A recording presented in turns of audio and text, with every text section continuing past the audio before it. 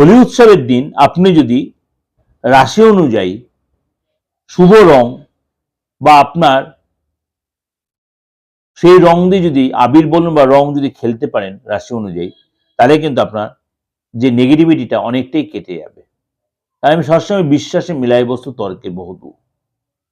৩রা March 2026 সালের ৩রা March কিন্তু এই হোলি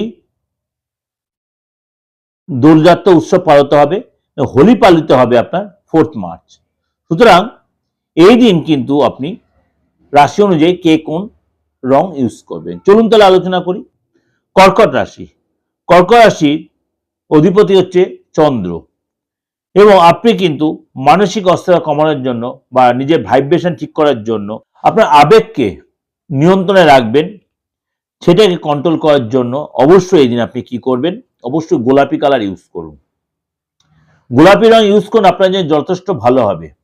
গোলাপি কালার, সোনালী কালার, রূপলি কালার, 3টে কালারই আপনার জন্য যথেষ্ট কার্যকরী।